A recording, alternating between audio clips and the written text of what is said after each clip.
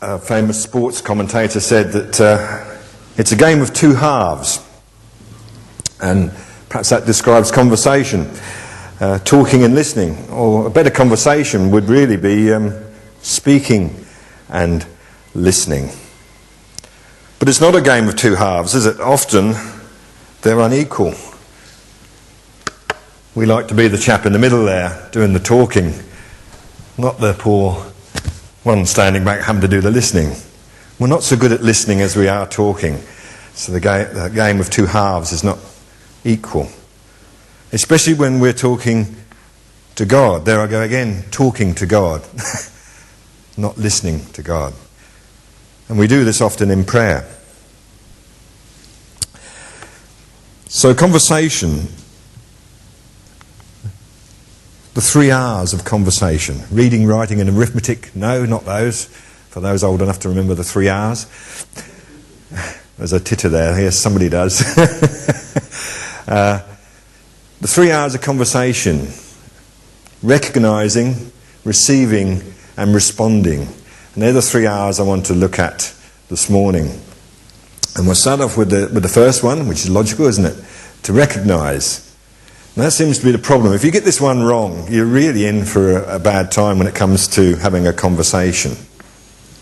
So, I want to just talk about a time when I was in a job before this. I think I've got another slide. That's not me, but very similar. The hat, the yellow vest. But more importantly, the two-way radio. We used to have a two-way radio. And that's how we conversed with our control. Now, the conversations were very much... I'll give you sort of a snippet of a typical conversation on a two-way radio. It would have been Nora 43 to control. Nora 43 was my call sign, by the way. And that's Nora, not for Nora Batty, but North Operations. But sometimes people thought it was for Nora Batty, I don't know. Anyway, so I'd say Nora 43 to control, do you read? Over. And they would say, Nora 43, go ahead, over. Yeah, could you give me a site check at St Ives, please? Over. And the control would say, yeah, stand by Nora 43. Have to wait. Nora 43 of St Ives, all clear. You're clear to go if you want to. Over. Yep, book me away, please. Control, Nora 43, over and out. Control, you're booked away, 1633, over and out. Now, what you might have picked up from that conversation is something we don't do in normal conversation, is the over and the over and out. Because in a two-way radio, it is two-way. You can either transmit or receive. You can't talk over the top of somebody. So you get this very structured form of conversation. In that conversation, you may have noticed there were the 3 R's, though, wasn't there? There was the recognition. We have to have the call sign and control so you know who you're talking to. And then the receiving of information, and then the response to that information. Yeah, so it was quite embarrassing really, because when we went over eventually to 3-way radios and then mobile phones, it took me a little while to get out of the habit of saying over at the end of the sentence. You see what I mean if you practice it yourself, saying good morning, over. Yeah, it sounds a bit weird, you know. Anyway, this sort of led me to think about these guys. Oh, hang on, there we go. These are favourites of mine, the 2 Ronnies. Now, I'm not going to go into the 4 Candles sketch, but they did do a sketch that rather points out the point about recognition. They used to have this party sketch where the 2 of them were in a party, and there's one that I remember, and they're at a party, and being typical English, they were frightened to be embarrassed when they didn't recognise or know each other, so they just carried on as if they did. And the conversation went very much like this, you know. John, how are you? It's James, actually. Of course, yeah, James, yes. Jolly good. And how's that beautiful wife of yours? I'm not married. Oh, gosh, I knew nothing else. And how's life in finance? Good? I'm in sales. You don't know who I am at all, do you? I say, old chap, there's no need to take on like that. I was only making conversation. Making conversation. Difficult. It's interesting to note that in the Maori language, conversations often start with tenako, which means I see you. So it's important to recognise who you're talking to. And our first Old Testament reading was about Samuel. And here we have God. Notice it's God first who speaks and who recognises Samuel, Samuel. But poor old Samuel, he hasn't got a clue. He just hears this voice, he doesn't know who it is. And that's his stumbling block. We have this sort of farcical reading of him going backwards and forwards to Eli, wondering who it is talking to him. But eventually he gets the message. Once he recognises, it's interesting to see his response. We have a response. Speak, and your servant is listening. As soon as we get that response, that recognition, we can see that Samuel's life is changed. He then becomes very much a person with God. And that story put me very much in mind of another story, which is very similar, of Moses. Again, it starts with God talking first. Moses, Moses. The voice comes from the burning bush. Moses is totally perplexed at this. But he wants to know who this voice is. It's interesting. How does God respond to this? I am the God of your father, the God of Abraham, the God of Isaac, the God of Jacob. That's pretty well defined. But still later on in the conversation, we have Moses say, well, okay, you told me who you are, but what's your name? And you get God's response, I am who I am. I don't know about you, but when I read that doing this presentation, I thought I could almost get a sense of duh from God. You know, here I am talking to you. I've told you I'm the God of your forefathers. I created you. I created everything around you. And you don't know who I am. Almost despair. I am who I am.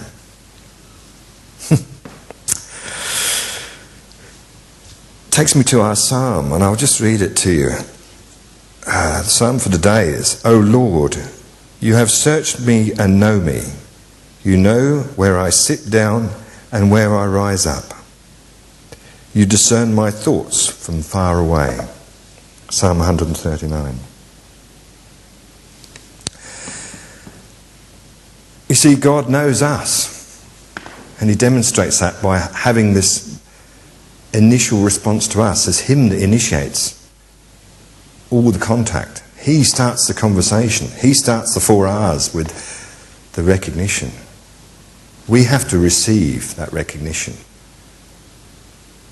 And then there's a response on both sides. Now I have to make an admission at this point that I've never heard a voice say, Gordon, Gordon, which is just as well because I don't want to be a prophet.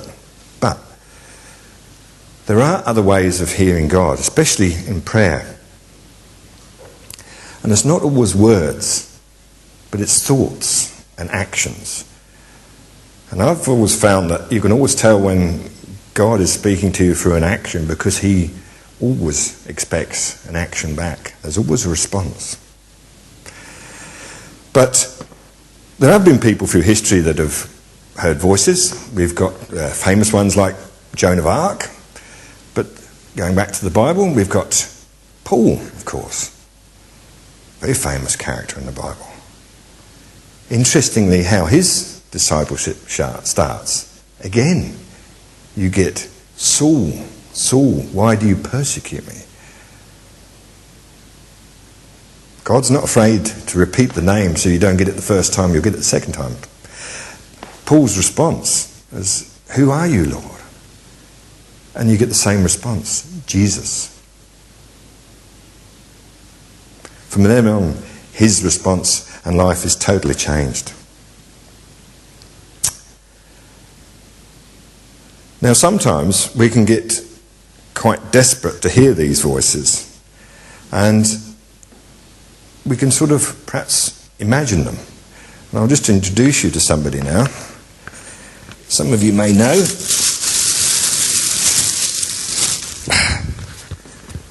chap here. I think I've got a picture of him here. There we go. Anybody know who that is? It's Wilson. Surely you know who Wilson is. Now, Wilson is one of the lead characters in a film. It's a film called Castaway. We have Tom Hanks as the star. Now, Tom Hanks is marooned on a desert island, a bit like a modern-day Robinson Crusoe. He's on his own. He's very, what should we say, upset. He's just crashed out of a plane, so he's a little bit shaken up. And anyway, this ball rolls onto the beach. And he plants his hand on it, and it becomes a face. And it's actually a ball made by a company called Wilson. So he calls it Wilson. So he has a companion. So Tom and Hanks and Wilson, his imaginary friend, become very close. For years, this is his only company. Hello, Wilson, how are you? I'm fine, thank you. They're good. So they have this conversation, and it gets deeper and intimate, and there's a bond forms between Wilson and Tom. And it sort of makes me think, is this a bit like what a lot of people see us Christians as? Instead of Wilson, this is God, and we're having this imaginary conversation. We've made this God up just to keep us from being lonely. I think that's a popular view of Christians and Christianity. Is it true? Is that God? Not a bit of it. How can it be so? I'll put Wilson. Shall I put Wilson in Barbara's chair? You can move him. You can throw him at somebody in the congregation, see if they can catch him. Not a bit of it. How can God be a figment of our imagination when we cannot even recognise him? Over and over again we have these stories in the Bible where God is saying, Samuel, Samuel, Moses, Moses, Paul, Paul. And these people are going, who? Surely we cannot imagine something and not know what it is we're imagining. Doesn't make sense. But it would be nice to have these conversations with God. Now, I don't know if this is going to work. I don't think it's going to work. But this, no. He's going to stand there in silence, isn't he? There's a little clip that I was going to treat you to, Fiddler on the Roof, because one of the things that I noticed about Fiddler on the Roof was this conversational relationship between Tivia and God. I don't know if this clip starts off and he says, oh God, he says, I know there's no shame in being poor, but would it really matter if I had a small fortune? Now there's an oxymoron, isn't it? A small fortune. Anyway, a small fortune. If I was... No, I shan't start. And then he leads into the song, If I Was a Rich Man. But up until then, he's had this conversation. He walks and he talks with God. And wouldn't that be wonderful to have this presence that you can have this person here and you're talking and you're confiding with and you're giving all your problems to and getting answers and really feel close friendship with this conversational person. But when you actually sort of analyse it, and that song is very typical of the relationship that Tivia has with God. Very one-sided. If we go back to the two sides, there's a lot of talking going on. In fact, there's a lot of, could I have? Would it be so bad if I had? Please, could I have? Not a lot of listening. And I would say that if you're not prepared to listen, you're not prepared to go into a real conversation, then you might as well have an imaginary God, because you're just talking to yourself. So we'll get rid of the silent video clip. Didn't that work well?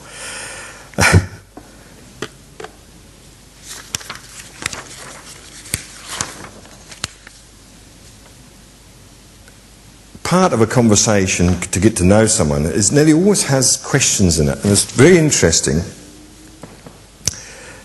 that in the very first conversation recorded in the Bible, we have God, again, speaking first.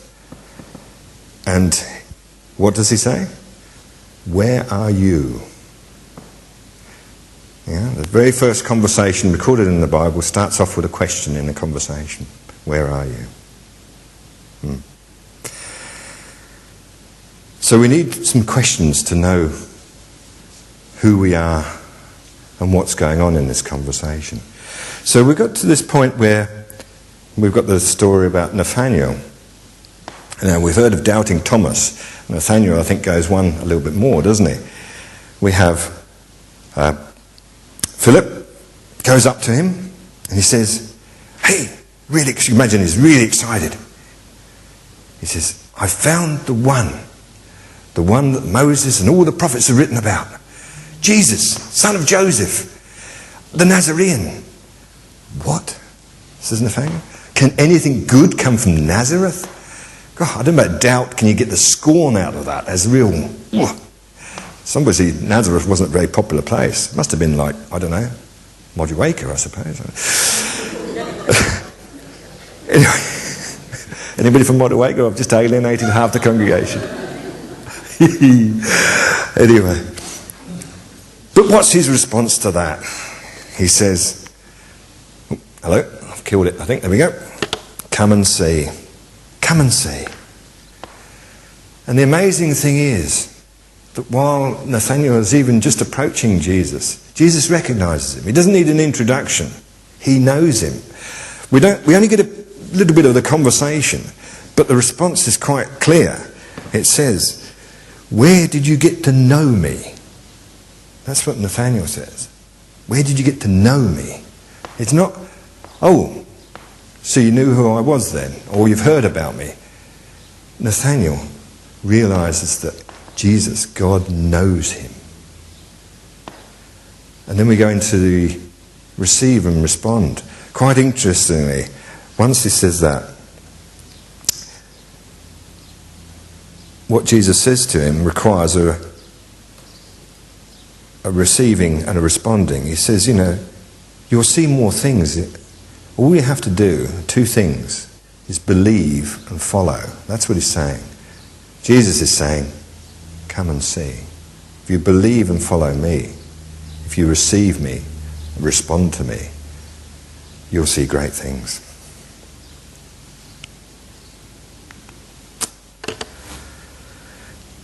Typical sort of Jesus response, isn't it? So simple, so eloquent, but so difficult to actually fulfill.